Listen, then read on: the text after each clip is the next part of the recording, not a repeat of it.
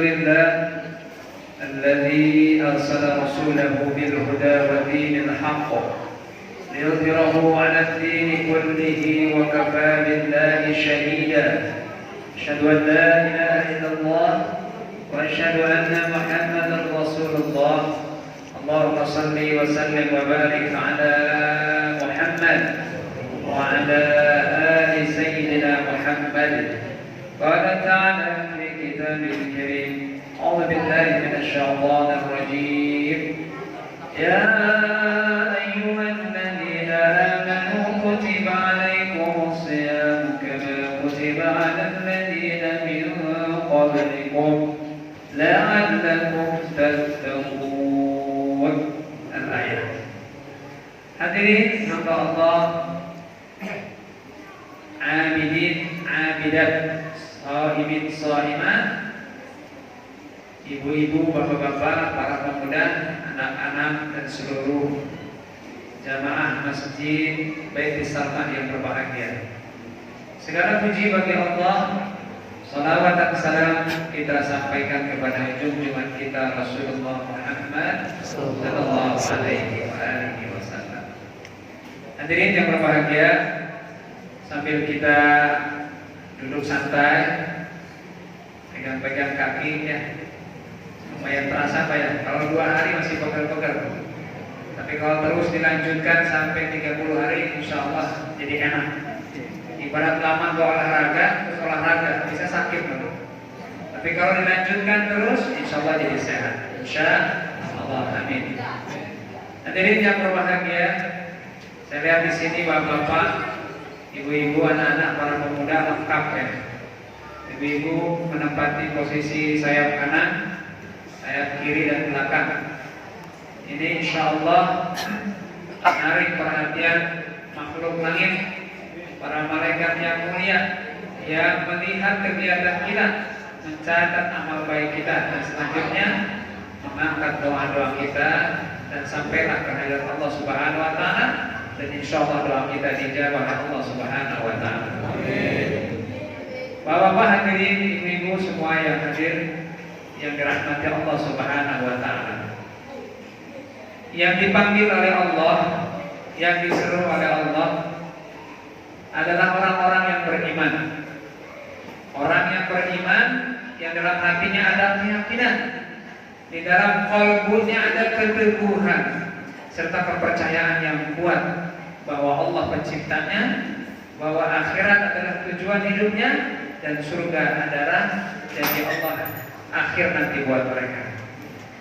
Sementara yang tidak ada iman, yang tidak ada keyakinan, saya yakin untuk puasa itu begitu berat. Puasa berat, tarawih berat, sedekah berat, semuanya berat. Sebagaimana ada ungkapan, dengan iman ibadah menjadi ringan. Tanpa iman banyak pertimbangan biasanya. Betul nggak Pak?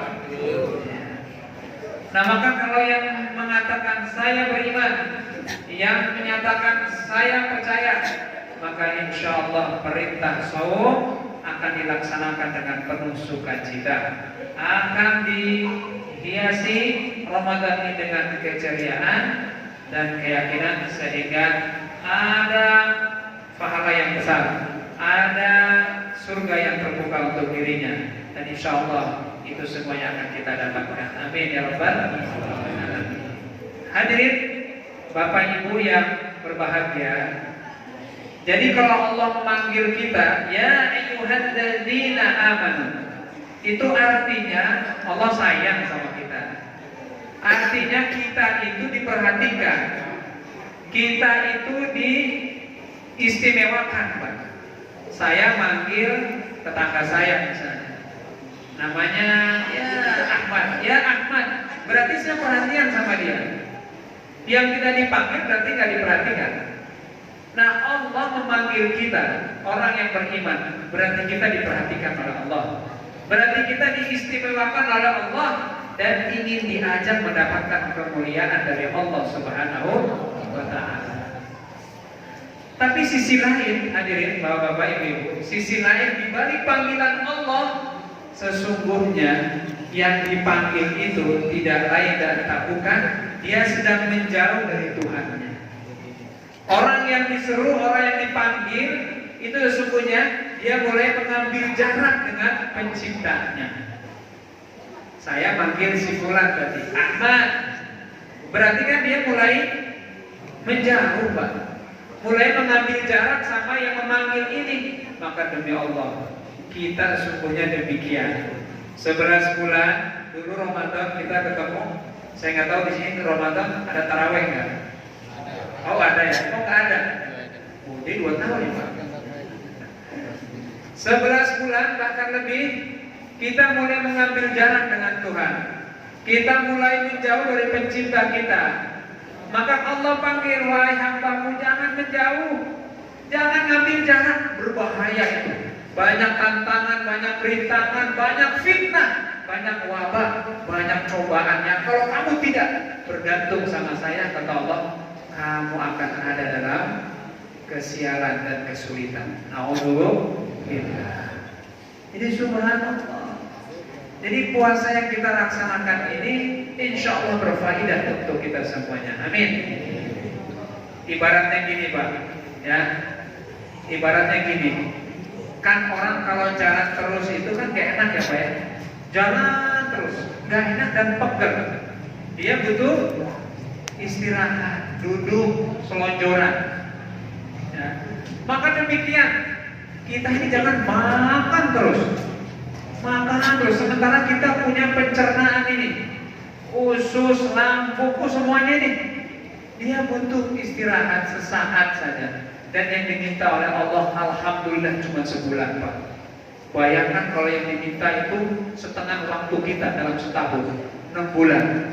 Saya yakin Pak, bubar nih kalau setengah tahun ini. 1 bulan aja kita lihat nanti nih warga apa nih? Bintaro Tegarotan ya.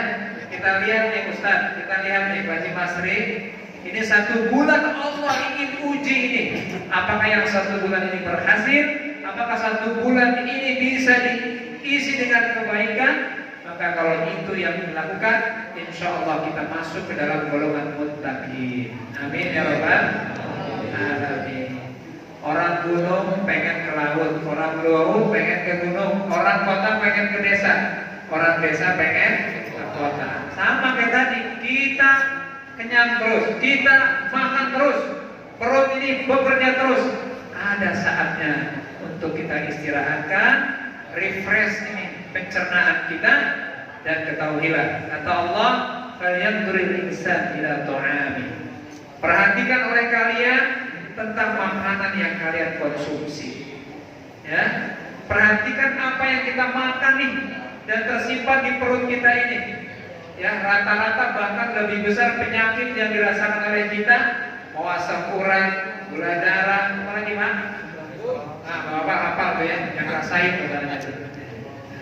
Nah, itu semua kan karena berasal dari ini, apa yang kita konsumsi setiap hari, apa yang kita makan setiap saat, dan kita kadang dengan nafsu yang ada tidak bisa memilih dan memilah mana makanan yang sehat, mana makanan yang tidak sehat, betul nggak? Apalagi kalau puasa begini, semua pengen dimakan. Ya Allah, dari jam 4 sudah mulai mencari makanan, dapat kupat tahu, bawa kolak dibawa, apa lagi? Biji salad dibawa, nasi dibawa, itu penuh itu meja hidangan itu. Ya kan saking nafsunya. Pertanyaannya, apakah dalam waktu katakan seperempat jam itu hidangan habis semua? Tidak. Tidak Pak. Lantas yang membuat lapar itu apa? Yang membuat kita pengen ini pengen itu apa? Apakah perut kita atau nafsu kita? Nafsu. Itulah Pak. Nah, Ramadan sedang mengendalikan nafsu kita. Jadi hidup ini jadi susah karena banyak keinginan, bukan banyak kebutuhan. Ya, hidup ini jadi sulit Pak. Hidup kita jadi mumet, ruwet. Ini karena banyaknya keinginan. Padahal kalau bicara kebutuhan, ya Allah Pak, kebutuhan kita itu hanya sepiring nasi, betul? Tapi kalau keinginan, masya Allah. Saya yakin orang kaya maupun orang miskin kalau makan cukup satu piring. Nah, tergantung piringnya juga itu, piringnya gede atau kecil. Tapi ini satu piring, iya kan? Saya yakin mau orang kaya, mau orang miskin, orang desa, orang kota, kalau pakaian satu lembar gini Pak. Apakah mungkin karena dia kaya lapisannya 10? Ada nggak Pak? Nggak ada Pak. Panas di perut. Tetap aja yang digunakan mas satu setel begini Pak. Lantas apa yang buat orang beli baju ini, besoknya beli lagi, besoknya beli lagi? Apa yang buat seperti itu? Nafsu Pak. Jadi inilah yang membuat kita jadi susah. Sementara yang kita butuhkan hanya sedikit, yang kita pokokkan hanya sedikit. Dan Ramadan melatih kita untuk mengendalikan nafsu itu. Insya Allah kita menjadi orang yang bertakwa. Bapak ibu-ibu yang berbahagia, Allah itu bukan hanya baik, tapi sangat baik, bahkan maha baik. Saking baiknya Allah, di saat kita menjauh dipanggil. Saking baiknya Allah, di saat ibadah kita masih kurang, Allah masih berikan nikmatnya. Saking baiknya Allah, ibadah kita masih kurang sempurna, tapi Allah terus taburkan nikmatnya untuk kita. Katanya hari ini lagi pandemi, lagi corona. Tapi saya lihat di sini nggak ada corona kayaknya ya. Hah? Ini rapet banget Pak Mas Ri. Orang sini nggak ada corona ya? Habis mama juga sih doanya mama ada bantuan nih. Ma, ini ada beras 5 liter, uang 100.000. Dari mana nih? Dari corona. Ya Allah panjangkan corona. Begitu mama. Ini gara-gara mah nih. Emang corona nama orang mah. Corona itu penyakit mah. Ya, jadi jangan doakan agar panjang umur. Rongsongno doain biar lenyap, mama doain biar panjang umur. Ini persoalan. Hadirin yang berbahagia, katanya hari ini sedang pandemi. Ya kita merasakan efek atau akibat dari pandemi seperti ini. Orang susah, ya kita juga dapat susahnya. Orang merasa ini musibah, tapi demi Allah hadirin, demi Allah ibu-ibu, bapak-bapak, kalau mau disebut musibah, musibah terbesar itu adalah ketika orang tidak mengenal Allah dan Rasulnya. Musibah terbesar itu ketika orang tidak mau ibadah. Kalau orang susah di dunia, berapa lama susahnya? Apakah pandemi ini selama umur kita? Tidak. Insya Allah nggak lama Pak. Tapi kalau kita tidak beribadah mengenal Allah, maka demi Allah hari akhir itu khalidina fiha abada, kekal abadi selama-lamanya. Jadi kalau hari ini kita susah, insya Allah nggak lama. Kalau kita hari ini kena dampak corona, insya Allah nggak lama. Yang penting di saat musibah seperti ini, tetap beribadah, tetap istiqomah dalam ketaatan, insya Allah kehidupan akhirat kita akan bahagia selama-lamanya. Amin. Jangan karena corona ibadah jadi males. Jangan karena corona ibadah jadi anggot-anggotan. Justru makin dikencengin, makin digenjot. Seandainya ada orang meninggal, katakanlah di COVID kan, sekarang gitu istilahnya, di COVID kan, akhirnya meninggal dikubur di pemakaman COVID. Insya Allah kalau dia membawa iman, kalau dia dalam ketaatan, kalau dia dalam istiqomah dalam kebaikan, husnul khotimah. Amin. Tapi alangkah ruginya, sudahlah kita dihantui dengan corona seperti ini, kerja susah, berinteraksi dibatasi, ibadah tidak, masya Allah, kemudian meninggal. Tidak ada hari tempat atau tidak hari di mana kita bisa kembali lagi. Yang pasti kalau sudah mati, lanjut kepada kehidupan yang berikutnya, dan selanjutnya kita akan ditanya apa yang sudah kita perbuat ketika di dunia. Maka malam ini saya senang, saya bahagia, masjid ini penuh, ibu-ibu juga meramaikan. Insya Allah sampai 30 hari ke depan atau 1 bulan ke depan. Jangan seperti di tempat saya, makin lama makin ada kemajuan. Waduh, bukannya kemajuan banyak Pak, kemajuan sapnya. Waduh, repot kalau begini. Ya, maju terus, maju ke depan, jangan maju ke belakang, jangan maju ke depan. insya Allah semakin banyak yang berdoa, semakin banyak yang beribadah, semakin banyak yang meminta, akan membuka pintu langit, akan menghilangkan segala bala dan wabah. Selanjutnya kita akan kembali ke keadaan yang normal, bisa beribadah dengan tenang, bisa bekerja dengan baik, bisa berkumpul dengan keluarga, dan bisa menikmati indahnya dunia yang Allah ciptakan untuk orang beriman.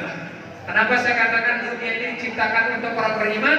Ketahuilah saudaraku, kiamat akan terjadi ketika tidak ada lagi orang yang beriman. Itulah yang saya maksud bahwa dunia ini diciptakan untuk orang beriman. Kalau tidak ada lagi yang menyebut Allah, kalau tidak ada lagi yang sujud kepada Allah, maka tidak ada alasan buat Allah untuk mempertahankan dunia ini. Maka maha benar Rasulullah dengan segala sabdanya bahwa kalau masih ada orang beriman, kalau masih ada orang yang beribadah di masjid, kiamat tidak akan terjadi. Ya, kehancuran dunia tidak akan terjadi. Tapi ketika keimanan hilang, orang beriman juga mati, para ulama juga hilang, maka saat itulah terjadi hari kiamat. Maka kalau saya melihat jumlah kita yang banyak seperti ini, di samping di luar sana juga saudara kita beribadah, rasanya kiamat tidak akan terjadi setahun ke depan. Tidak akan terjadi. Mungkin terjadi nanti, kita nggak tahu. Rasul saja nggak tahu, Pak. Apalagi kita, apalagi orang-orang Tegalotan, tidak tahu sama sekali kapan hari kiamat. Tetapi kematian pasti akan terjadi, siap atau tidak siap, mau atau tidak mau, ridho atau tidak ridho, hari ini atau besok pasti akan terjadi untuk kita. Jangan-jangan ini adalah tarawih terakhir buat kita. Jangan-jangan ini adalah puasa terakhir buat kita. Tahun depan kita gak ketemu lagi, atau jangan-jangan bulan depan gak ketemu lagi. Dan saya yang berbicara tidak lebih tahu dari bapak-bapak. Saya berbicara tidak lebih paham dari bapak-bapak. Tapi yang pasti semua kita ada dalam kendalinya Allah. Kita semua adalah di genggaman Allah. Idza arada syai'an ay yaqula lahu kun fayakun. Kalau Allah punya mau, jadilah, maka jadi. Ibu-ibu yang berbahagia, ibu-ibu ini kalau bulan puasa gini paling sibuk ya. Ibadahnya tidak hanya taraweh. Saya yakin pulang dari sini udah siap-siap untuk sahur. Buka, ibu-ibu paling sibuk, subhanallah. Pahala ibu banyak sekali. Bapak-bapak yang cari duit juga nggak mudah ya Bu ya.